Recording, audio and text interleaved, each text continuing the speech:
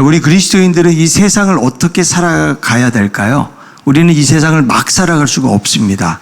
왜냐하면 우리들을 지켜보는 사람들이 많기 때문에 그런 것입니다.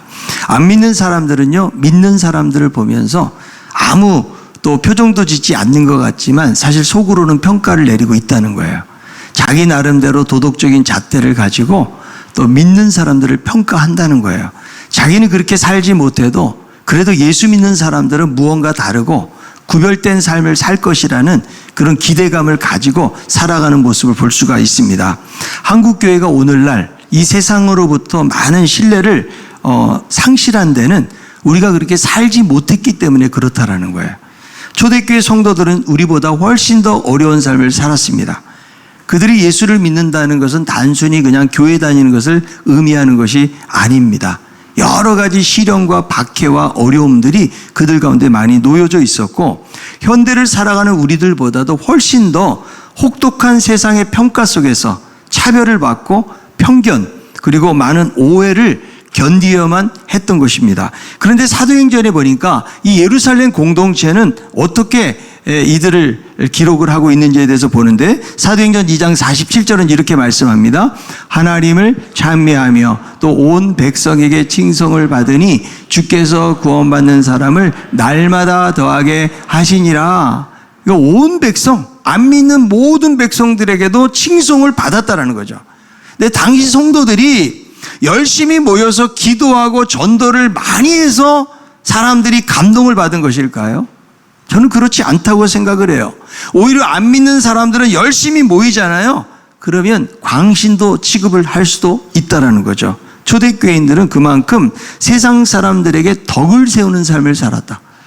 세상 사람들과 무언가 다른 수준의 차원 높은 삶을 살았기 때문에 사람들로부터 칭송을 받을 수가 있었다는 거죠. 오늘날 우리 기독교인들은 안 믿는 사람들에게, 과연 나는 안 믿는 그런 사람들에게 칭송받는 삶을 살아가고 있는 것인가? 오늘날의 기독교인들이 불신자들에게 칭송받기보다는 오히려 인정머리도 없고 이기적이고 독선적이고 속 좁은 인간들로 낙인 찍힌 채 살아가는 경우도 많이 있어요. 왜 그럴까요? 내 자신만을 위해서 살았기 때문에 그래요. 세상에 덕을 세우지 못했기 때문에 그렇다라는 거죠. 우리가 여러분 덕을 세우지 못하잖아요. 하나님의 영광이 가려진다고 성경은 말씀해요. 마태복음 5장 16절에 이렇게 말씀하는데요. 이같이 너희 빛이 사람 앞에 비치게 하여 그들로 너희 착한 행실을 보고 하늘에 계신 너희 아버지께 영광을 돌리게 하라. 너희 착한 행실을 보고 하나님께 영광을 돌리라는 거예요. 우리가 반대로 말하면 우리가 못된 행실을 가지고 살아가면 하나님의 영광이 가려질 수밖에 없다는 거죠. 자, 오늘 사도 바울은 이 고린도 교회가 어떻게 하면 세상에 덕을 세울 수 있을까를 고민하면서 이 서신을 쓰고 있는 거예요. 그런데 이 고린도 교회로부터 들려오는 소식은 바울의 마음을 안타깝고 아프게 했습니다. 이 고린도 교회는요, 은사를 풍성하게 받은 교회예요. 근데 교회 안에 여러 가지 파들이 생겨났어요. 게바파, 아볼로파, 그리스도파. 그러니까 분열과 싸움을 일삼았어요. 심지어는 교회 안에 근친상간의 음행의 소식도 있었고요. 또 교회의 문제를 가지고 세상의 재판에 나가서 또 송사를 하는 그런 부끄러운 일들도 고린도 교회 안에 있었던 거죠.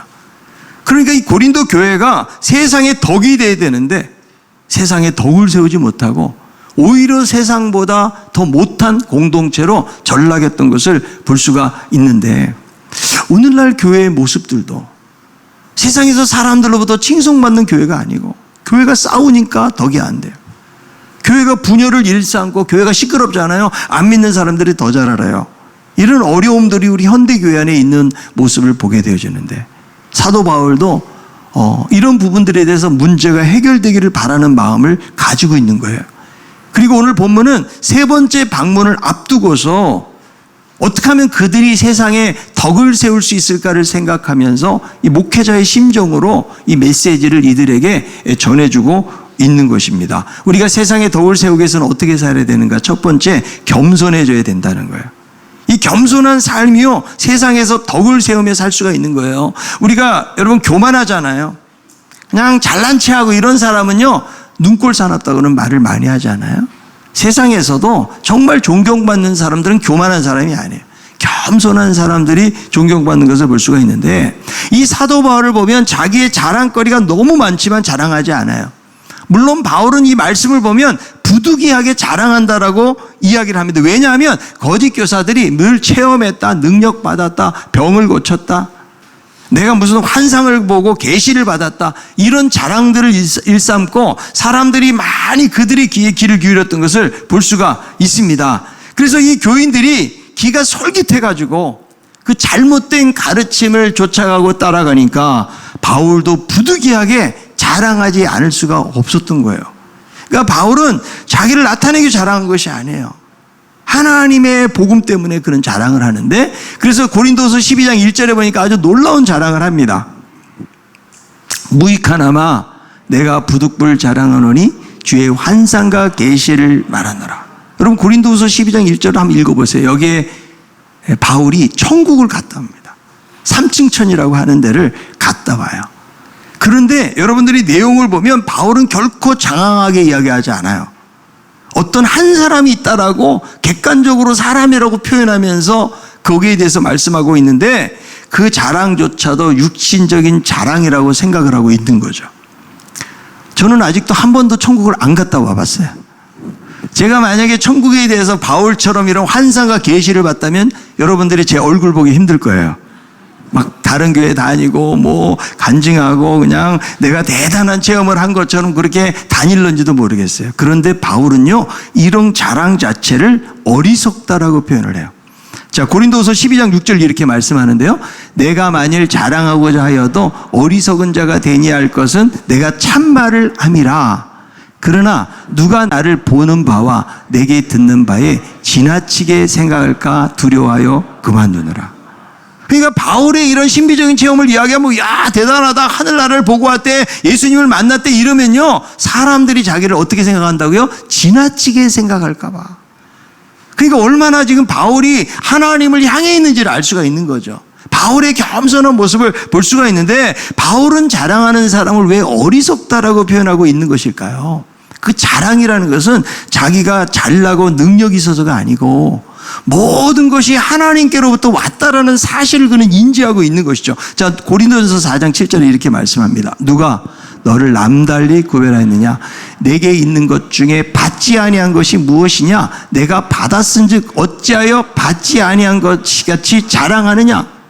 그러니까 하나님이 어떤 은사라든지 재능이라든지 이것도 누가 주신 거예요? 하나님이 주신 거죠. 자, 우리들도 세상을 살다 보면 정말 부러운 사람들이 있어요, 없어요? 있잖아요. 돈도 많은데 믿음도 좋아. 거기다가 막 인물도 좋고, 그리고 베푸는 것도 잘하고, 뭐 이런 사람 보면 되게 부럽지 않습니까? 저도 이렇게 목회를 하다 보면요, 정말 부러운 목회자들이 있어요. 설교도 너무 잘하고, 인품도 너무 좋고, 그리고 교회도 잘 목회하고 이런 분들 보면 부러울 때가 상당히 많이 있거든요. 그런데 이 모든 것이 누가 주신 것이다? 하나님 주신 것이다. 아멘입니까? 예. 여러분, 나에게 조금 잘난 것이 있잖아요. 이것도 하나님 주신 거예요. 얼굴이 좀 잘생긴 거 너무 자랑하지 마세요. 하나님 주신 거예요. 여러분, 조금 구조가 안 맞아도 너무 낙심하지 마세요. 하나님이 내가 좀 미모는 좀 떨어져도 그 사람의 성품을 하나님께서 또 온유한 사람으로 또 세우기도 하니까, 이 모든 것들이 하나님으로부터 왔다. 근데 자칫하면 우리가 착각할 수 있다는 거예요. 저도 여러분 목회자이다 보니까 이렇게 안수기도 이런 거 많이 해주잖아요. 그런데 병이 나와보세요. 그러면 사람들은요, 우리 목사님 기도했더니 막 병이 났다 이러면요, 소문이 나봐. 그 교회에 병든 사람만 찾아와요. 병든 사람만. 그래서 마치 그 사람을 자꾸 추종하니까 자기도 모르는 사이에 어떻게 돼요? 내가 무슨 능력이 있어서 한 것처럼 여기기가 쉽다는 거예요. 전에 교회에서 사역을 하면서 그때 무슨 집회가 있고 그러면요, 교육자들이 다 안수기도를 해줬거든요. 그래서 목사님마다 여러 명이 있으니까 다 줄을 섰는데요, 담임 목사님 줄이 제일 길어요. 거기 받으려고. 그리고 어떤 분들은 기도를 분명히 받았는데 또 와서 또 받아. 기도를 더블로 안수를 받아요. 그럼 뭔가 내 병이 더 치유가 될 것 같고 뭐 이런 느낌을 가지고 있는데, 사실 모든 것은 하나님으로부터 온 것이다. 그래서 우리가 능력 있게 살면서 겸손함을 유지해 간다는 거 결코 쉬운 일이 아니에요. 우리는 조금만 잘 돼도 뭔가 자랑하고 싶고 남들에게 보이고 싶어 하는 것이 우리 인간이 가지고 있는 생리적인 욕구라고 말할 수가 있는 거예요. 겸손한 자가 세상에 덕을 세우고, 겸손한 자가 성도들에게도 덕을 세운다. 미국 대학생의 주역이었던 조지 히필드가 이런 고백을 했습니다. 내 모습이 커 보임으로 인해 사랑하는 주님의 영광이 조금이라도 가리지 않도록 기도해 주십시오. 너무 설교도 잘하고 막 수천 명, 수만 명이 모여가지고 이런 대각성이 막 일어나니까 내가 너무 커가지고 하나님이 가려지는 일이 없도록 해달라는 그런 겸손한 고백하는 것을 볼 수가 있잖아요. 사도 바울은 고린도 교인들이 자꾸 거짓 사도들의 자랑에 솔깃해져가지고 그들을 따라가니까 바울도 말하는 거 11절에 내가 비록 아무것도 아닌 것 같지만 지극히 큰 사도들보다 부족한 것이 없다. 계시를 받은 것이나 헌신하는 것이나 희생하는 모든 것들은 뭐 베드로, 요한, 야고보 이런 큰 사도들과 비교했을 때 조금도 부족한 것이 없다라는 거예요. 여러분 당시에 이런 큰 사도들하고 바울하고 비교했을 때 누구의 말에 사람들이 더 귀를 기울였을까요? 베드로 같은 사람은 예수님을 3년 동안 따라다녔잖아요. 비록 예수님 3번을 부인하긴 했지만 그래도 큰 간증거리가 되는 거예요. 얼마나 할 말이 많겠어요. 아, 내가 예수님 따라다니면서 막 이런저런 기적을 내가 다 경험했어. 그런데 사도 바울은요, 예수님 생전에 얼굴을 한 번도 못 본 사람이에요. 그냥 다메섹 도상에서 주님을 만난 사람이지 평상시에는 못 봤거든요. 그러니까 바울이 만약에 이런 고백을 했을 때 부족함이 없다라는 말이 그들에게는 교만하게 들렸는지도 몰라요. 그러나 결코 교만한 것이 아니에요. 사도 바울이 부족한 것이 없는 사람. 근데 그는 자기가 부족함이 없다는 사실을 그냥 입술로만 말하는 것이 아니고 사도로서 나타냈던 표징에 대해서 이야기 12절에 보면 나오잖아요. 자기의 사도된 표징이요, 신비한 영적 체험이 아니라는 거예요. 그는 가장 앞세우는 표징이 무엇입니까? 모든 참음이에요. 그리고 표적과 기사와 능력. 그러니까 잘 참는 것. 내가 천국에도 갔다 오고 여러 가지 수많은 경험들을 했지만 내가 이 목회를 위해서 그 성도들을 위해서 잘 참았던 것, 이것이 가장 큰 표징이라는 거예요. 저도 이렇게 목회를 하는 우리 후배들을 보면서 그런 말을 할 때가 있어요. 목회 잘하는 게 뭐냐? 잘 견디는 게 잘하는 것. 1년 하다 2년 하다 5년 10년 하다가 중간에 그만두거나 교회로부터 문제가 생기고 이런 경우가 많이 있기 때문에 때로는 모진 소리를 듣고 억울한 상황이 펼쳐져도 이거를 물론 자기가 잘못했으면 안 되지만 잘 견디고 참아내는 것이 이것이 너무나 중요하다는 거죠. 그런데 그는 사도 바울은 목회 가운데 표적이나 능력이나 기사도 많이 나타났는데 목회적인 이유 때문에 구체적인 이야기는 침묵하고 있다는 거예요. 이게 거짓 사도들과 다른 점이에요. 이들은 신비한 체험을 하면 표적과 기사를 나타내는 것이 마치 자기의 힘과 능력으로 된 것처럼 사람들에게 과시하면서 수많은 사람들의 이목을 끌고 그 사람들을 쫓아가고 인기를 쫓아갔다는 거죠. 여러분 이단들을 보면 특징이 뭘까요? 교주에게 모든 초점이 가 있어요. 우리가 볼 때는 그렇게 매력적이지도 않잖아요. 저보다 키도 작은 것 같아요. 근다고 막 대단하게 막 겉으로 봤을 때 막 대단한 게 없어요. 그런데도 사람들 막 환호하고 박수 치잖아요. 저를 만나면 박수 친 사람이 없더라고. 뭐 인사 안 하고도 가는 사람도 있고 그래요. 근데 참 다행스러운 일이에요, 그거는. 왜냐하면 주님이 영광을 받으셔야 되기 때문에. 그래서 겸손한 심령으로 자기의 약한 것, 십자가를 자랑했던 바울과 같은 이런 심정으로 살아가는 사람이 세상의 성도들에게 덕을 세울 수가 있다. 내 약함을 자랑하라는 책이 있는데 이효진 씨라는 분이 썼어요. 이분이 어렸을 때 얼굴에 3도 화상을 입습니다. 그러니까 얼굴이 추하고 망가진 거죠. 그러니까 자라면서 주변에 있는 아이들로부터 그냥 얼마나 따돌림을 당하고 살았겠어요. 그래서 항상 언제나 고개를 숙이고 자기 얼굴을 머리카락이나 손으로 가리면서 이렇게 성장을 한 거예요. 그래서 이런 고민을 하는 거죠. 이 고통의 끝이 언젠가. 다른 사람들은 저렇게 멀쩡하게 행복하게 사는데 왜 나에겐 이렇게 불행한 삶이 찾아오고 있는 것일까? 이것 때문에 너무 고민하고 사는 거예요. 그래서 그냥 울기를 반복을 하면서 그렇게 사는데 답이 없는 거예요. 그래서 며칠 동안 그냥 멍하니 폐인처럼 앉아 있다가 울기를 반복하면서 바닥에 누워서 있는데 6살짜리 조카가 다가오면서 노래를 부릅니다. 당신은 사랑받기 위해 태어난 사람. 이 찬양에 하나님이 감동을 주신 거예요. 그래서 30분 동안에 막 통곡을 하면서 웁니다. 그러고 나니까 마음이 시원한 느낌이 드는데 그 마음 속에 하나님이 말씀하신 효진아 사랑한다. 내가 너를 사랑해. 두려워하지 마라. 놀라지 말아라. 강하고 담대하여라. 여기서 예수님을 만나게 돼요. 그래서 예인건축연구소 대표로, 대학 강사로, 또 하나님 나라의 미스 헤븐으로 당당하게 이렇게 사역하면서 자기의 약한 것을 자랑하는 삶을 살았다는 거죠. 그렇습니다. 예수님도 너희가 큰 자가 되기 원하느냐 낮아지라고 말씀하는데, 여러분 세상에서는 교만한 사람을 존경하는 예는 없어요. 다 잘난 체하고 뽐내고 자기 것 드러내고 살아가지만 정말 세상이 존경하는 사람은 누구예요? 정말 겸손한 사람. 우리들도 믿음의 사람으로 하나님이 모든 것을 하셨습니다. 이런 고백을 가지고 살아가는 사람이 세상에 덕을 끼칠 수가 있다는 것입니다.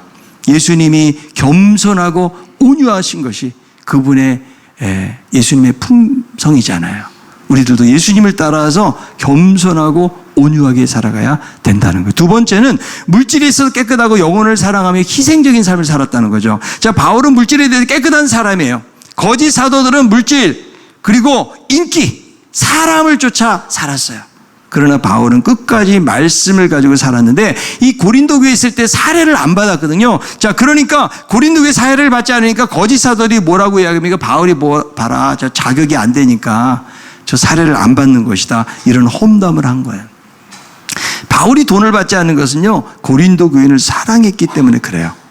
자, 고린도후서 11장 9절에 있는 말씀인데요. 또 내가 너희와 함께 있을 때에 비용이 부족하였을 때 아무에게도 누를 끼치지 아니하였던 것은 마게도냐에서 온 형제들이 나의 부족한 것을 보충하였음이라.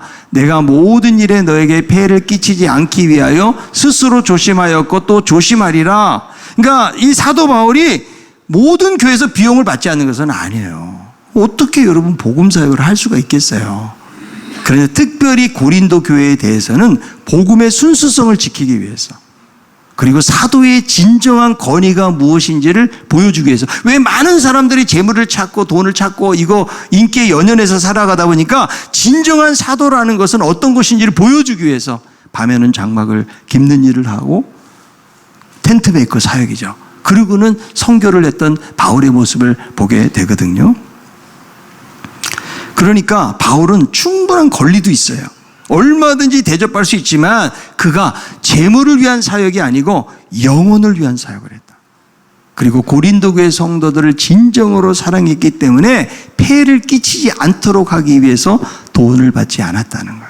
자, 그들을 향한 사랑의 고백이 있는데요. 고린도서 12장 14절에 있는 말씀이에요. 보라, 내가 이제 세 번째 너에게 가기를 준비했으나 너에게 폐해를 끼치지 아니하리라. 내가 구하는 것은 너희의 재물이 아니요 오직 너희니라.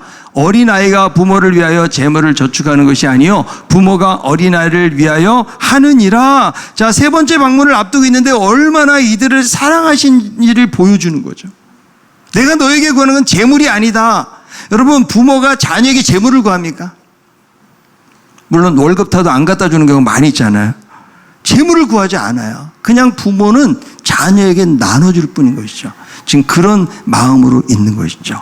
그래서 영적인 이 고린도 교회 성도들에게 그들을 사랑하기 때문에 받는 것이 아니고 오히려 주려는 마음을 갖는 것을 볼 수가 있는 거죠. 저도 목회자로 사역을 하다 보면 내가 물질에 대해 자유롭긴 참 어렵더라고요. 근데 내가 이 교회에서 얼마나 내가 잘 받아낼까 이런 걸 생각한다면 목회자의 어떤 양심으로는 그렇게 살아갈 수가 없는 거예요. 왜냐하면 성도들이 사랑스럽기 때문에. 그래서 지난번에 호주에 갔는데 마트에 들렀는데 제 아내가 그래요. 여보, 이번에 우리 애들 좀 챙겨갑시다. 애들이 어떤 애들인가 했더니 영아부부터 청년부까지가 애들이었어요. 그래가지고 그 마트에서 초코바를 400개를 샀습니다. 가방에 꽉 차요. 아마 공항에선 장사하는 사람들인지 알았을지도 몰라요. 그런데 초코바 하나가 아무것도 아니지만 그래도 우리가 아이들에게 조금이라도 뭔가 나눌 수 있는 것이 무엇인가를 생각을 하는 거죠. 지난 안시골로 갔을 때는 캐나다에 갔을 때 그때 큰 공룡을 사왔습니다. 쉼터에 있는 공룡이 거기서 사온 거예요. 가방에 꽉 차요. 그리고 영아부 유치부 아이들 그때 또 먹을 거 한 100개 정도를 사왔어요. 그러니까 그게 가방에 꽉 채워지고 사실 뭐 돈으로 따지면 얼마 되지 않지만 그러나 뭔가 아이들에게 조그만 것이라도 나누고 싶어 하는 그런 마음이 있기 때문에 그런 거예요. 우리 지금 청년들을 보면은요, 다 저희 자녀 같아요. 우리 아이들 보면 얼마나 예쁘고 귀여운지 몰라요. 물론 어른들도 귀엽습니다. 여러분들하고 함께 이렇게 목양 사역을 하면서 물론 모든 게 마음에 들어서는 아니에요.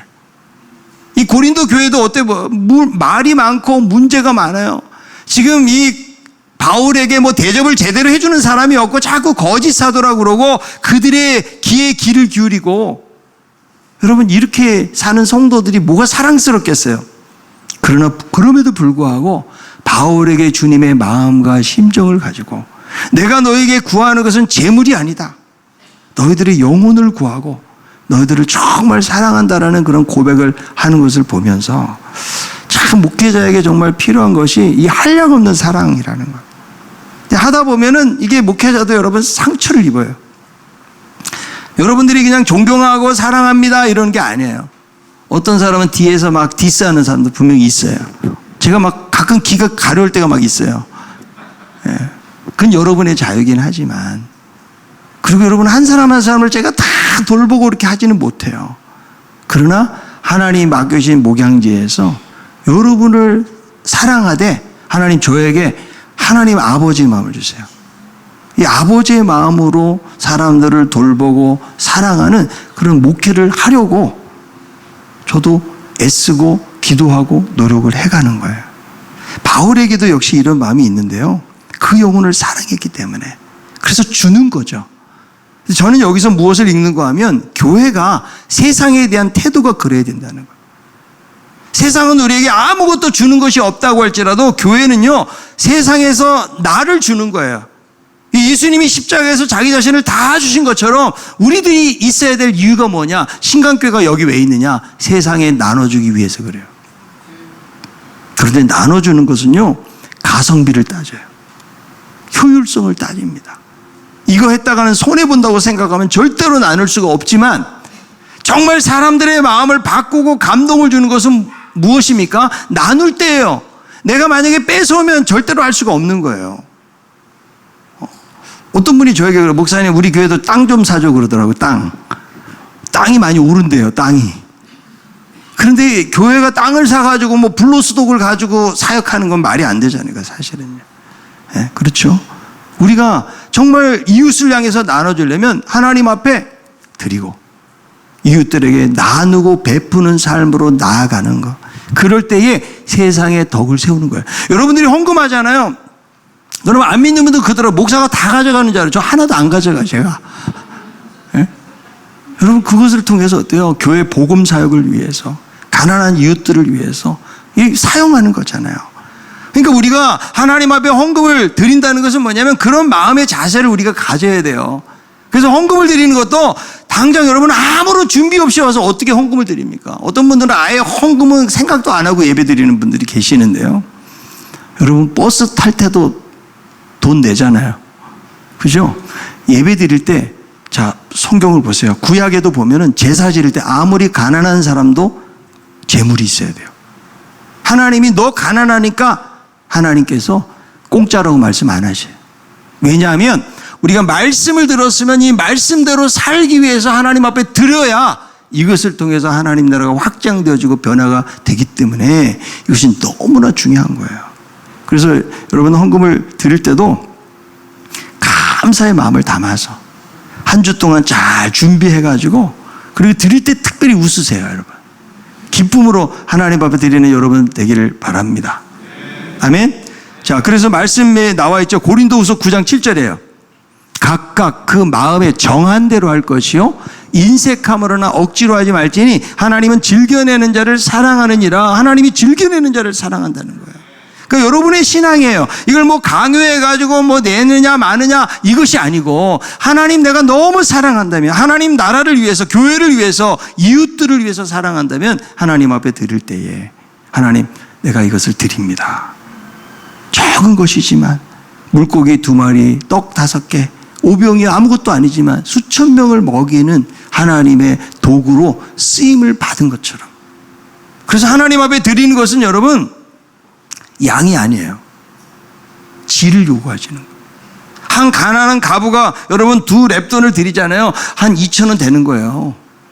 그런데 대단한 것은 생활비 전부를 넣었대요.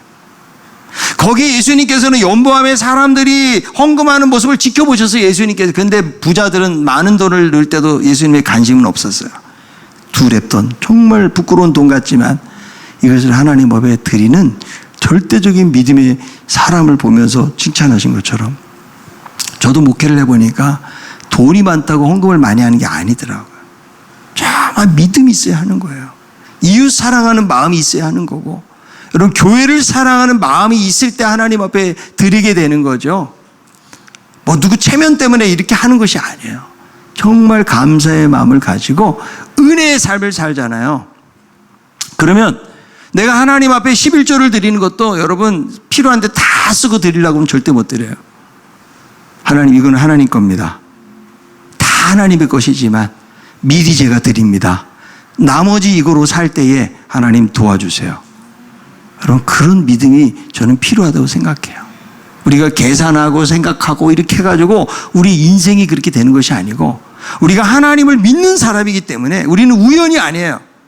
하나님의 뜻을 생각하면서 믿음으로 담대하게 한 발짝 밟고 나가는 거예요. 요단강도 여러분 구경만 하는데 어떻게 요단강이 갈라집니까? 제사장들이 발을 담글 때에 요단강물이 열리게 되었던 것처럼 우리들도 주님, 저는 부족하지만 믿음으로 나아갑니다, 이런 마음을 가지고 하나님 앞에 드리고, 성경의 어리석은 부자처럼 야, 내가 이제 젊을 때 너무 열심히 수고했으니까 그냥 편히 놀면서 살자, 여러분 이런 어리석은 고백한 사람이 한 사람도 없기를 바랍니다. 하나님 앞에 드리고 이웃들에게 나누고 살아야 돼요. 자기의 안일만을 위해서 살면 우리는 더 이상 그리스도인이 되기가 어렵고 껍데기 신자로 전락하게 되는 것입니다. 생각을 해야 돼요. 하나님이 나를 어떻게 부르셨는가? 나의 삶을 통해서 하나님이 원하시는 것이 무엇인가? 그리고 성령께서 감동을 주실 때에 우리가 믿음을 따라 살아갈 때 세상에 덕을 세우는 사람이 될 수가 있는 것입니다. 마지막 3번째로는 영적 순결을 지키고 거룩한 삶을 살아야 된다는 거예요. 교회가 영적 순결을 지키지 못하면 더 이상 교회는 교회일 수가 없는 거예요. 그런데 여러분, 교회가 아무리 잘못되었다 타락했다 해도 이 교회가 세상의 최후의 보루예요. 어디서 소망을 찾나요? 정치의 소망이 있습니까? 여러분, 기업을 통해서 진정한 소망을 얻을 수가 있나요? 내가 속해 있는 어떤 처소에서 소망이 있습니까? 교회가 소망이라고요. 왜? 하나님 말씀이 선포되어지기 때문에, 여기 진정한 소망이 있기 때문에. 그런데 이 교회가 영적 순결을 잃어버리니까 세상에 덕이 안 되는 거예요.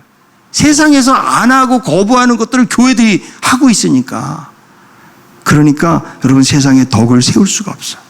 그래서 사도 바울은 교회 성도들이 영적 순결을 지키지 못하고 죄악 중에 빠져 있는 것을 두려워한다.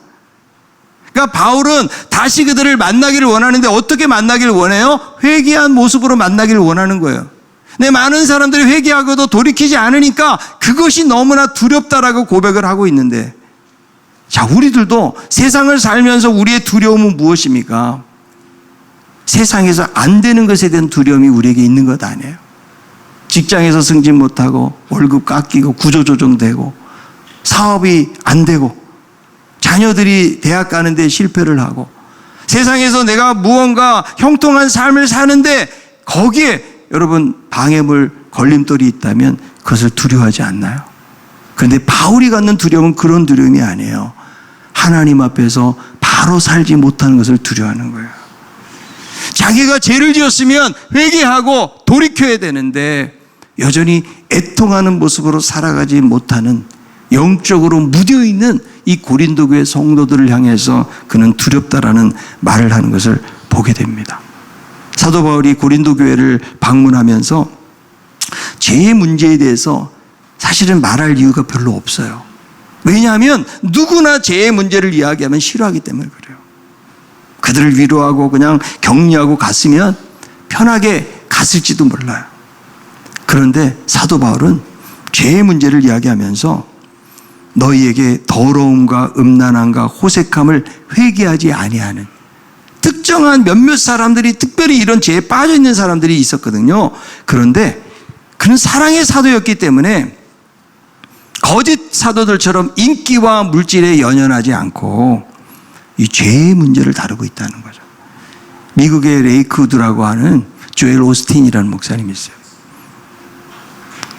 미국에서 가장 최대의 교회예요. 수만 명이 모여요. 그래서 교회도 경기장을 개조해가지고요, 한 번에 한 16,000명, 7,000명 들어가는 그런 예배당입니다. 수많은 사람들이 거기를 가는데 번영 신학의 대표적인 주자예요. 예수님 믿으면 축복받아서 물질적으로 축복받고 그리고 건강해지고 세상에 성공적인 삶을 살 수 있다. 뭐 긍정적인 면에서는 긍정을 이야기하고, 그죠? 뭔가 소망을 주는 메시지를 주는 것 같지만 그러나 그 안에 복음이 없다는 거예요.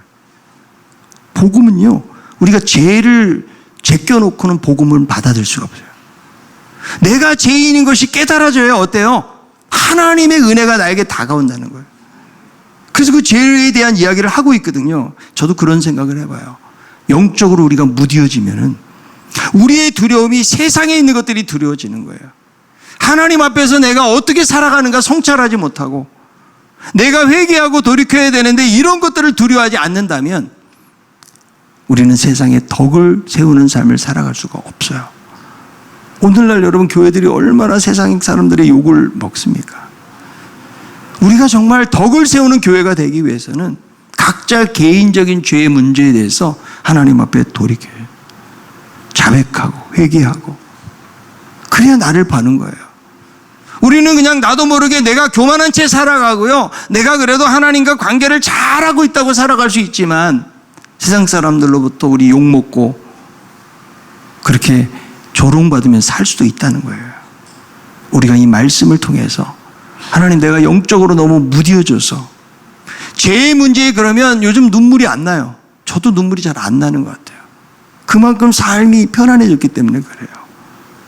그러나 내가 바른 길을 걸어가지 못하고 말씀 안에 살아가지 못하고 있다면 우린 철저하게 돌아보면서 회개하고 우리의 죄를 자백할 때에 하나님이 모든 불의에서 우리를 깨끗게 하시고 우리를 도와주신다고 말씀해 주신 거예요. 여러분, 믿음 생활하면서도 회개하지 않잖아요. 구원의 기쁨이 사라져요.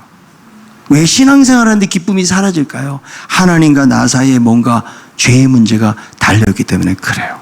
우린 7번 넘어져도 8번 일어나라고 말씀해 주셨는데 하나님 앞에 말씀 안에서 살지 못한 것들을 안타까워 여기고 애통하면서 하나님 의지하는 삶을 살아가게 될 때에 우리는 영적인 정결함을 이루게 되어지고 우리 주님을 기다리는 거룩한 신부가 되는 거예요. 여러분, 신부가 결혼 날짜를 기다리면서 자기 몸 관리하잖아요. 결혼 최고의 날이 되도록 하기 위해서. 우린 다 죄인들이었어요. 그런데 예수 그리스도로 말미암아 우리들을 영원한 하늘나라 신부로 삼으셨기 때문에 우리가 실수하고 넘어지고 죄를 짓지만 다시 한번 주님을 의지하고 회개하고 돌이키고 말씀 안에서 나아가게 될 때에 하나님이 우리들을 통해서 영광이 나타나게 하시고 비로소 세상 사람들에게도 덕을 세우는 교회가 될 줄로 믿습니다. 우리 신강교회는 이 지역사회, 세상에 덕을 세우는 그런 교회가 되기를 바랍니다. 말씀 안에서 오늘 말씀을 기억을 하면서 우리가 더 낮아지고 그리고 우리가 날마다 하나님을 의지하는 삶을 살아야 됩니다. 물질에 깨끗하고 그리고 영혼을 사랑하고 헌신적인 삶을 살 뿐만 아니라 우리가 영적인 순결함을 잘 간직하는 가운데 하나님의 살아계심을 증거하고 온 세상에 덕을 세우는 아름다운 교회 공동체, 우리 성도들, 우리 모두가 다 될 수 있기를 바랍니다. 우리가 주님을 정말 잘 섬기기를 원합니다. 이런 마음으로 이 찬양하기 원합니다.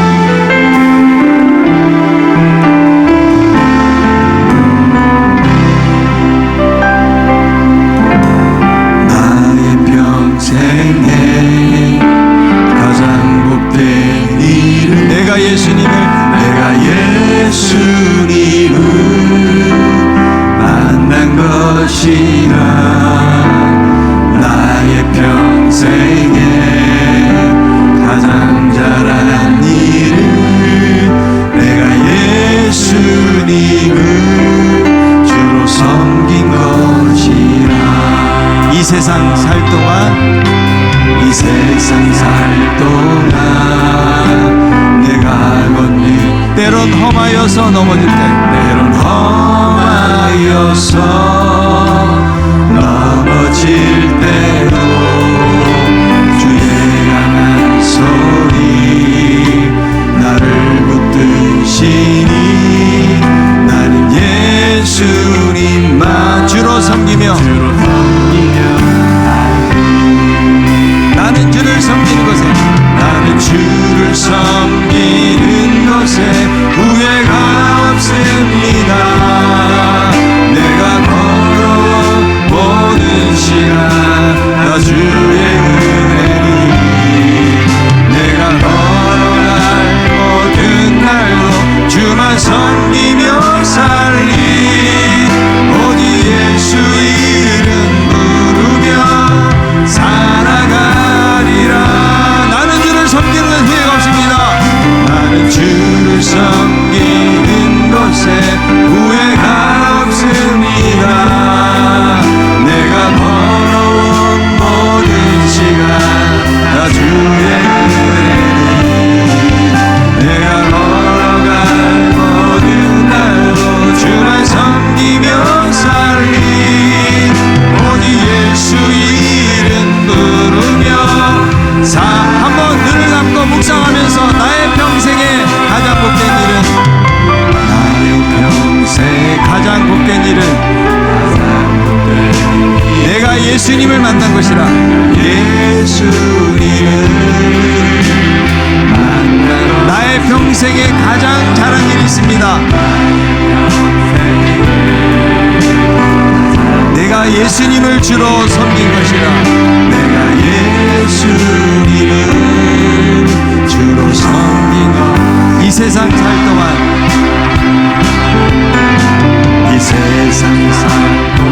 내가 걷는 길이 때론 힘이 넘어질 때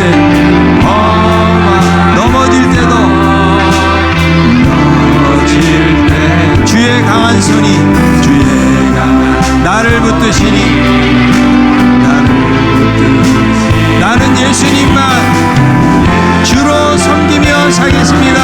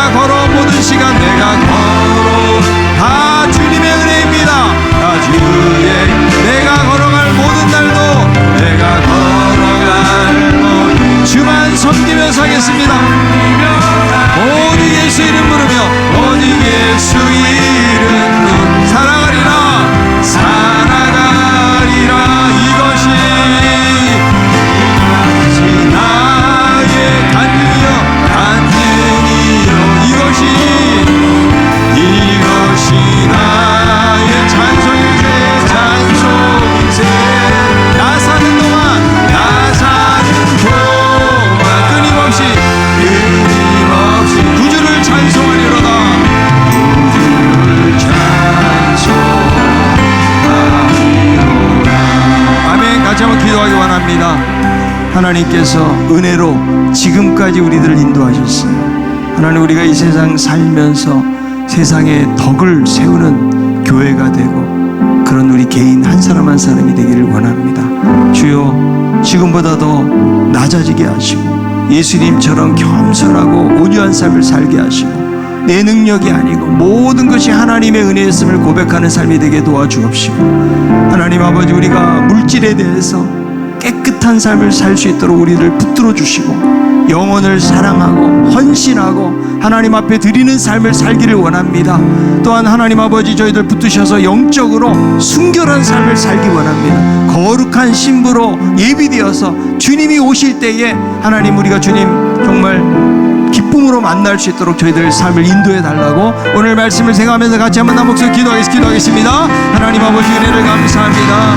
하나님 아버지, 우리는 세상에 하나님 복을 세우는 삶을 살아가고 있습니까? 오늘날 연대교회가 세상 사람들로부터 칭송받는 것이 아니고 하나님 욕을 먹고 소망이 아니라고 말할 때에 하나님, 우리가 덕을 세우는 공동체가 되게 도와주셔서 하나님의 이름으로 나아가게 도와주시고 하나님, 더 겸비하고 낮아지게 하시고 우리 약한 것 자랑하고 십자가 자랑하게 도와주시기를 원합니다.